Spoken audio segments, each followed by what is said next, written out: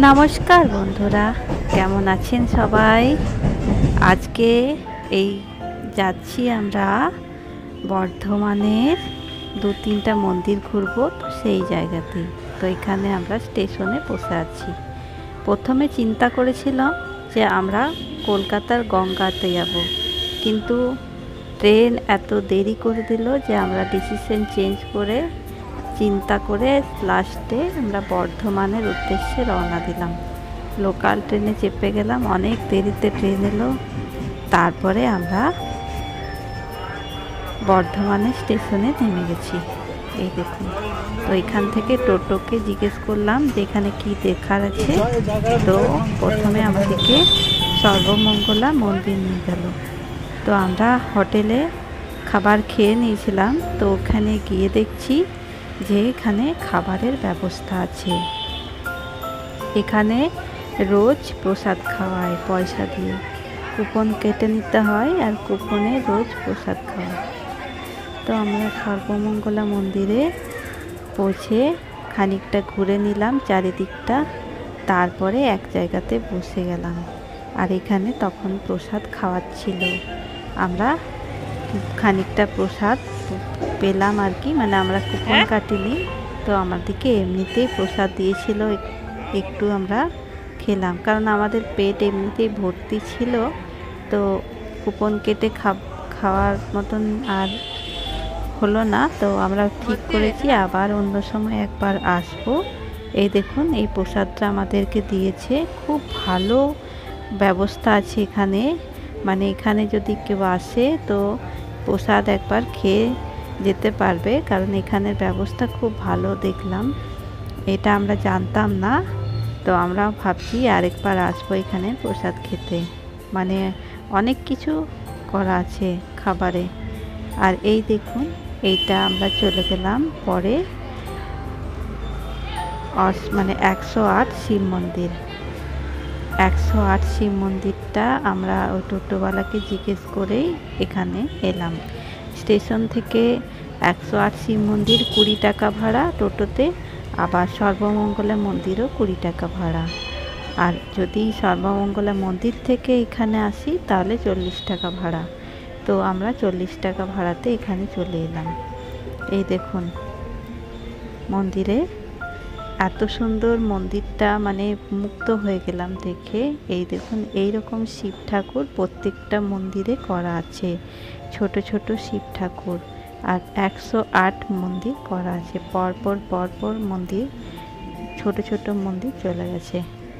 এই দেখুন,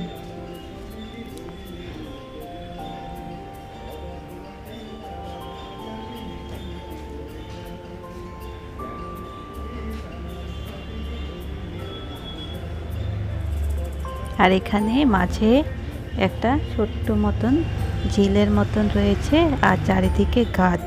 মানে এখানে যদি কেউ আসে তো মানে একদম মুক্ত হয়ে যাবে, বসে মানে শান্তিতে বসে থাকতে পারবে অনেকক্ষণ। মানে এত ভালো লাগছিল এখানে। এই দেখুন, বসবার জন্যে অনেক জায়গা করা আছে চারিদিকে। তারপরে আমরা এখানে দেখে পরে আমরা আবার টোটোয় করে চলে গেলাম বর্ধমান স্টেশন। ওখান থেকে আবার 20 টাকা ভাড়াতে স্টেশন চলে গেলাম। তারপরে ওখানে একটু খাওয়া দাওয়া করে আমরা ট্রেনে চেপে গেছিলাম দুর্গাপুরের জন্যে। এই দেখুন মন্দিরটা, এই যে আমার হাজব্যান্ড প্রত্যেকটা মন্দিরে প্রণাম করছে, আর মাঝে মাঝে এরকম মূর্তি করা আছে।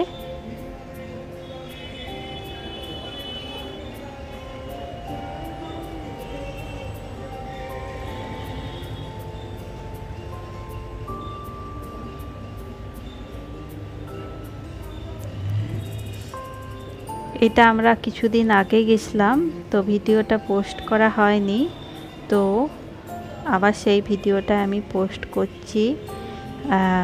কিছু মানে আমার ছেলের ফোনটা খারাপ হয়ে গেছিলো, তো ফোনটা আমার ছেলের কাছে ছিল, তখন এটা করতে পারিনি পোস্ট। তো এখন আবার ছেলের ফোন কিনেছে নতুন, তাই আমি আবার এই ভিডিওটা শেয়ার করছি। আপনাদের যদি ভালো লেগে থাকে তাহলে একটা লাইক দিয়ে দিবেন।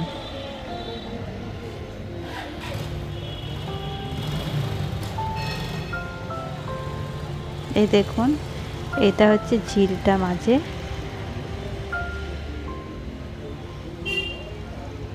খুব সুন্দর না? এখানে চারিদিকে বসবার জন্যে ব্যবস্থা করা আছে। এই যে এরকম চেয়ার দেওয়া আছে, যে বসতে পারে। আর এইখানে এই দেখুন ছোট ছোট শিব ঠাকুর।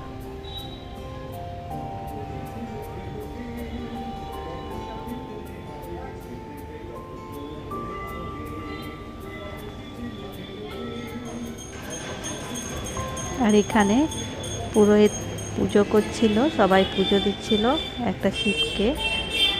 তারপরে আমরা আবার এ দেখুন এখানে আছে, এখানে পুজোর প্রসাদ নেবার ব্যবস্থা আছে, মানে কেউ যদি পুজো দিতে চায় তো এখান থেকে কিনে নিতে পারবে। আর এইখানে একটা পার্কের মতন করা আছে। আর এইটা সামনেটা মন্দিরের।